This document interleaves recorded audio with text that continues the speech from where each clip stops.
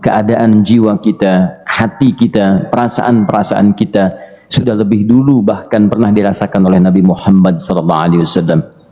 Kalau Anda pernah gelisah, Nabi dulu pernah gelisah. Kalau Anda bahagia, Nabi juga pernah bahagia. Kalau Anda merasakan kekhawatiran, Nabi dulu pernah khawatir.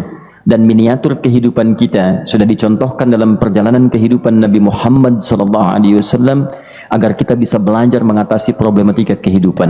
Allahu Akbar, kalau beliau tidak diutus oleh Allah, kita tidak tahu bagaimana cara menyelesaikan pemetaan kehidupan kita hingga dengan saat ini. Bahkan satu ketika pernah beliau kemudian dalam masa yang telah panjang berdakwah, qadarullah kemudian ada wahyu yang jeda datangnya tidak seperti biasanya. Biasanya datangnya cepat, berganti hari turun wahyu, ganti pekan turun wahyu. Ini beberapa masa wahyu belum turun. Ada hikmah di balik itu. Teman-teman sekalian, tiba-tiba beliau naik ke atas bukit, wahyu belum turun juga. Pulang ke rumah, belum turun juga. Sampai keadaan itu terlihat oleh kalangan kafir Quraisy dan mereka berkata, lihatlah Muhammad sudah gila, dituduh gila. Jadi kalau Anda cuma dituduh dengan hal-hal yang ringan, dituduh soleh, kan? Dituduh kemudian orang yang berubah, dituduh semakin beriman dan sebagainya, barangkali itu lebih baik. Nabi dituduh gila, Anda bayangkan. Tuh Muhammad sudah gila, Muhammad sudah ditinggalkan oleh Tuhannya, Muhammad sudah kehilangan pegangannya, Muhammad sudah tidak punya orientasi, orangnya sudah nggak jelas, bolak-balik tidak karuan, naik ke atas bukit seakan-akan orang yang frustasi dan seterusnya. Tapi tahukah Anda apa yang terjadi? Setelah berbagai cacian, makian, tuduhan macam-macam diterima oleh Nabi SAW, lantas tibalah masanya Allah menurunkan satu surah, bahkan disandingkan dengan surah yang lainnya, bersandinglah dua surah ini secara bersamaan turun, surah ke-93 dan surah ke-94-nya, terkait berkelindan memberikan satu harapan yang sangat panjang. Kata Allah, wadduha wal laili idza saja ma wadda'aka rabbuka wa ma qala walal akhiratu khairul laka minal ula walasawfa yu'tika rabbuka fatarda alam yajidka yatiman fa'awa wa wajadaka dhallan fahada wa wajadaka 'ailan fa'aghna fa ammal yatima fala taqhar wa ammas sa'ila fala tanhar wa amma bi ni'mati rabbika fahaddits. Ya Muhammad, saya bersumpah dengan waktu duha. Kalau kita baca dengan ilmu balaghahnya, itu bukan sekedar sumpah mengilustrasikan waktu duha. Karena di ilmu balaghah itu nanti ada 3 turunan ilmu. Ada disebut ilmu ma'ani, ilmu mencari kata-kata sehingga ungkapannya sesuai untuk disampaikan. Mana kata-kata yang tepat untuk disampaikan dalam konteks yang ingin dibicarakan. Itu ma'ani namanya. Kemudian setelahnya ada ilmu bayan, bagaimana mengemas kosakata yang bagus ini sehingga bisa disampaikan dengan jelas, orang tidak bingung menerimanya, paham maksudnya. Kemudian setelah itu kadang-kadang jelas kalimatnya, tapi kedengarannya tidak indah. Woi, rapatkan, woi, apa belum paham juga? Rapatkan saf. Memang jelas, tapi nggak ngenakin. Maka bagaimana caranya disampaikan dengan jelas, tapi hati kita terasa nyaman, memuji. Terasanya nyaman diserahkan kepada Allah, tapi ada kebahagiaan, disampaikan tidak terasa tergurui, diperintahkan serasanya diberikan jalan untuk mendapatkan kebaikan. Maka yang ketiga disebut dengan ilmu badi' namanya.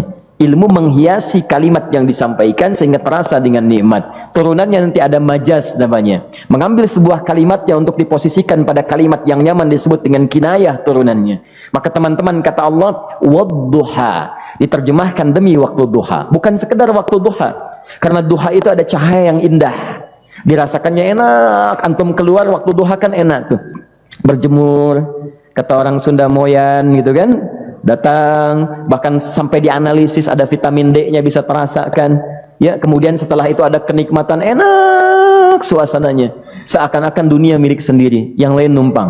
Wah, nyaman keluar itu. Baik, jadi wadduha itu ingin bersumpah mengilustrasikan waktu kenyamanan yang pernah dilalui. Kalau dalam bahasa tafsir yang luasnya, saya bersumpah Muhammad, demi segala kenikmatan yang pernah engkau rasakan dalam hidupmu, seperti engkau merasakan cahaya duha itu. Engkau pernah senang, saya bersumpah dengan kesenanganmu. Engkau pernah tenang, saya bersumpah dengan ketenanganmu. Engkau pernah nyaman, saya bersumpah dengan kenyamanan yang pernah engkau rasakan. Wal-laili idza saja. Dan aku pun bersumpah demi gelapnya malam. Demikian terjemahannya. Bukan sekedar gelapnya malam saja, itu sesuatu yang pekat. Ya, ini belakang kelihatan agak gelap nih. Untuk memberikan proyek, kesini aja Pak, saya cuma ngasih contoh ini. Contoh, saya bukan mengeluh, bukan, ingin memberi contoh. Ya, contoh pada ilustrasi yang mau saya sampaikan. Nggak apa-apa, biarkan saja. Saya mau contoh, kasih kata saja. Ya, ini belakang agak gelap untuk memproyeksikan cahaya ke sini.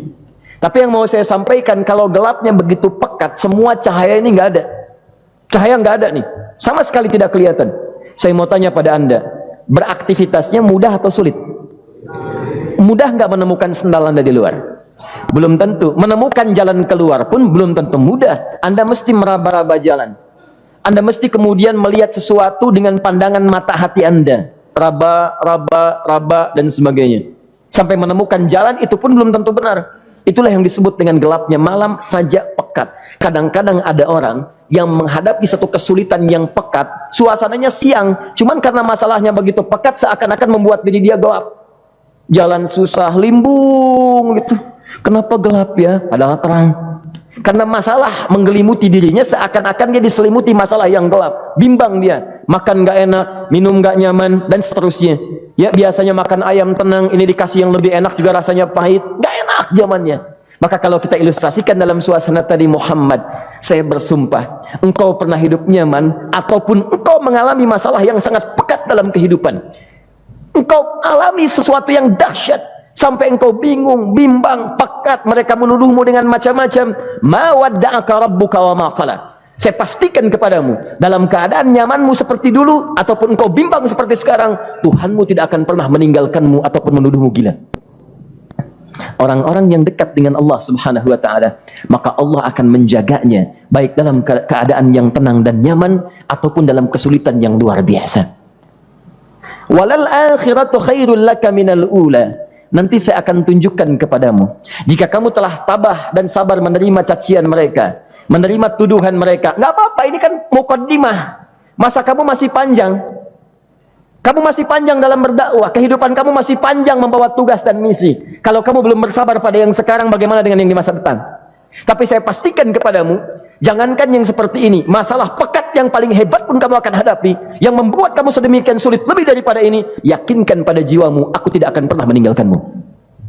Ini prinsip dalam kehidupan kita. Jika Anda menggantungkan hidup kepada Allah, Anda bersandar dengan baik kepada Allah, maka ayat ini akan mengatakan, teman-teman sekalian, Allah tidak akan pernah meninggalkan Anda dalam setiap kehidupan Anda. Nanti, sekarang perjuangan. Kata Allah, walal akhiratu khairul laka minal ula. Nanti saat kamu tiba di akhirat, saya akan tunjukkan kepadamu ada yang lebih hebat yang tidak pernah engkau rasakan sebelumnya saat di bumi. Tidak akan ada lagi kesulitan yang kamu hadapi. Tidak akan ada lagi cacian yang kamu kemudian hadapi. Tidak ada lagi kemudian tuduhan yang kemudian kamu rasakan. Aku akan berikan apapun yang kamu inginkan sampai kamu puas. Wala sawfa yu'tika rabbuka fatarda. Nanti kamu pengen apapun, aku berikan. Kalau saufa masih ada jeda, ya. Kalau bahasanya wa yu'tika mungkin seketika. Tapi ketika mengatakan saufa, artinya bukan saat ini Muhammad. Sekarang pun aku berikan, tapi nanti yang di akhirat aku berikan sampai kamu merasa puas. Ayo minta apa saja. Hadir, hadir, hadir, hadir. Tapi yang paling indah, kalau kamu tidak percaya, alam yajidka yatiman fa'awa. Cobalah ingat, kalau sekarang sedang susah, coba ingat dulu. Bukankah saat kamu yatim, aku yang merawat sampai kamu tidak merasakan kegelisahan itu? Lahir bapak tidak ada, aku cukupkan dengan kakek. Kakek meninggal, aku hadirkan ibu dan paman hadir di sekitaranmu. Ibu meninggal, ada kakek. Kakek meninggal, ada paman. Dan Khadijah hadir di sekitaranmu. Bukankah aku rawat pada saat itu? Wajadaka dhallan fahada. Kamu sedang bingung, sedang susah, bukankah sering aku berikan petunjuk kepadamu? Wajadaka ailan fa'aghna. Kamu merasakan kesulitan, lahir dalam keadaan yatim, tidak ada pendukung, maka aku jadikan kaya. Bukankah saat kamu menikah dengan Khadijah, aku tambahkan lagi pendukung untuk misi dakwahmu? Ini pesan dalam Al-Quran. Kalau Anda sedang merasa susah, kalau ingin menenangkan diri, ingat-ingat yang baik-baik yang dulu. Kalau Anda sedang jatuh dalam bisnis, ingat-ingat saat Anda meningkat dalam bisnis Anda. Allah tidak pernah tinggalkan Anda. Mungkin ini ujian untuk membuat Anda lebih hebat lagi di masa depan. Kalau Anda tidak tahan bantingan yang sekarang, bagaimana Anda bisa mengatasi pelintiran yang akan datang? Karena dalam kehidupan bukan cuma dibanting. Anda mungkin mengalami penyingkiran, penyungkuran, lipatan, guntingan, bantingan, macam-macam. Jikalau satu gaya belum bisa Anda atasi, bagaimana Anda bisa berharap mendapatkan turunan yang lainnya? Selalu ingat bahwa jika hidup Anda ingin tampil gaya, Anda harus merasakan tekanan dalam kehidupan. Karena F selalu berbanding lurus dengan P, hukum Pascalnya. Gaya berbanding lurus dengan tekanan. Orang yang ingin tampil gaya dalam kehidupan, maka dia mesti siap menghadapi tantangan-tantangan hidup yang diatasi. Turun ayat sampai ujungnya. Jikalau kamu sudah begini lagi, jangan pernah kamu membentak orang lain. Jangan pernah merendahkan orang lain, karena Allah pun menjaga setiap hamba sepanjang ia mendekat kepadamu. Setelah itulah turun kemudian surah Al-Insyirah. Alam nashrah lakas sadra. Antum kenal Nabi Musa? Baik. Tapi agak lumayan lah. Tadi saya di Soreang kenal Fir'aun, di sini Musa.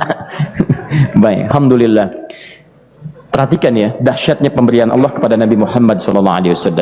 Nabi Musa alaihi salam, dan seringkali kita bacakan untuk memohon kepada Allah, Rabbi syrahli sadri. Perhatikan baik-baik. Ini keunggulan Nabi Muhammad SAW dibanding Nabi Musa alaihissalam. Dua-duanya Nabi, Rasul, tapi masing-masing punya keistimewaan. Musa, Nabi, berdakwah, memohon kepada Allah kelapangan hati. Rabbi syrahli sadri. Ya Allah, tolong lapangkan hatiku nih. Kenapa mesti lapang? Karena pasti Musa merasakan nih, saya tahu betul karakter Fir'aun. Belum apa-apa sudah memaki.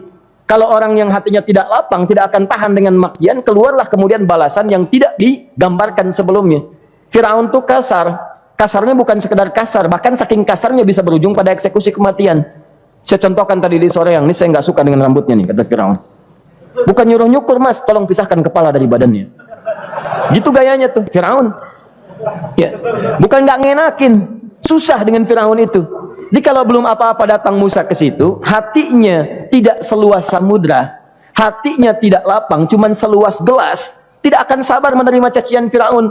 Begitu datang dicaci, dasar anak gak tahu diri, gak tahu malu, sudah saya rawat begini. Ya Allah, saya bosan dengarnya, matiin aja sekarang. Musa Nabi berdoa dikabulkan. Cuman kalau Fir'aun kemudian ajalnya misal wafat pada saat itu, tidak akan jadi contoh kepada kita untuk kekinian. Bagaimana orang yang bebal untuk bertobat kepada Allah Subhanahu wa ta'ala. Bagaimana penyimpangan dalam kedudukan. Bagaimana dia kemudian akrab dengan pengusaha yang gelap. Di pengusaha gelap berpartner dengan penguasa zalim. Sudah ada dari dulu. Pengusahanya disebut dengan Qarun. Kemudian mohon maaf, ya, yang pemimpinnya disebut dengan Fir'aun. Tokoh intelektualnya disebut dengan Haman. Makanya cerita ini komplit di Quran. Sudah ada. Di setiap persoalan dalam kehidupan masyarakat disebabkan tiga hal yang berkolaborasi. Kalau bukan penguasa zalim, berpartner dengan pengusaha gelap, ditopang oleh intelektual yang sembrono. Itu persoalan.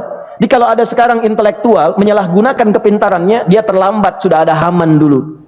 Dan gak usah bersaing, dia bisa bikin piramida, Anda belum tentu bisa membuatnya. Kalah Anda, masih kalah hebat.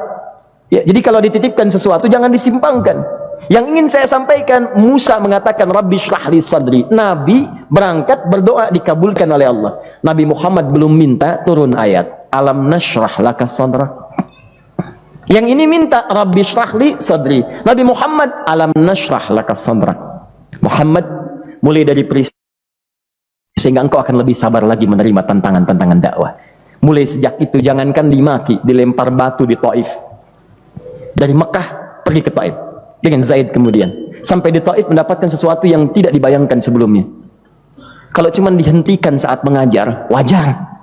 Ini dilempari batu. Anda bayangkan? Bisa kebayang nggak? Lempari batu tuh. Dilempar. Zaid jadi tameng, berdarah-darah, kemudian mundur, beristirahat di bawah tepian pohon. Begitu beristirahat, datang malaikat penjaga dua gunung. Turun malaikat dengan kesal mengatakan, Ya Rasulullah, mud yadaika ilas sama. Ya Rasulullah, angkat tanganmu ke langit, minta kepada Allah, aku angkat dua bukit di Taif, aku himpit keduanya mereka. Aku himpit penduduk Taif dengan dua bukit itu. Apa jawab Nabi? Karena sudah mendapatkan kelapangan, ketenangan, belajar dari peristiwa-peristiwa tadi, indah jawabannya. Lah, katanya, tolong jangan lakukan. Innahum qaumun la ya'lamun. Mereka belum paham saja. Mereka belum mengerti. Tolong jangan lakukan. Aku bermohon kepada Allah. Boleh jadi nanti di masa depan akan ada hamba-hamba terbaik yang lahir dari bumi Taif ini. Kemudian beliau berkata, Rabbi, ina man takilluni, a ila qaribin yu'limuni, am ila ba'idin yu'dhini, fa ana radin ma lam taghdab ilayya. Ya Allah, Kemana lagi engkau akan utus aku untuk berdakwah setelah peristiwa ini? Apakah tempatnya lebih dekat aku jangkau sekarang, tapi di situ aku akan disakiti lagi? Ataukah jaraknya masih jauh, tapi di tempat itu aku akan dizalimi lagi? Aku ridha ya Allah dengan itu semua, asalkan engkau tidak marah kepadaku. Asalkan engkau tidak marah kepadaku. La haula wala quwata illa billahil aliyil azim. Begitu kelapangan itu muncul, ridha dengan ketetapan dan siap tabah kuat hadir dalam jiwanya, tiba-tiba turun undangan, tunaikan Isra dan Mi'raj. Diangkat statusnya, naik mendekat kepada Allah Subhanahu wa taala. Dihilangkan bebannya, wa wada'na anka wizrak alladzi anqadha dhahrak. Itu hikmah, teman-teman. Barangkali kalau antum saat ini datang ke masjid ini untuk kajian, sedang bawa beban, ada kesulitan, penuh dengan macam-macam, barangkali dibacakan surat Ad-Duha tadi untuk memberikan harapan kepada Anda. Ini bukan PHP, karena ini bukan masalah urusan manusia. Ini adalah janji yang tidak akan pernah diingkari. Innallaha la yukhliful mi'ad. Kata Allah, Anda punya masalah, ingat suasana tenang pada masa lalu. Bukankah saya memberikan ketenangan kepadamu? Mendekat kepada saya, Anda bersabar, yakinkan bahwa ujian yang saya berikan saat ini sesungguhnya untuk membuat kamu lebih hebat di masa depan. Karena orang hebat tidak akan pernah sepi dari ujian untuk membuat dia lebih kuat menghadapi tantangan dalam kehidupan.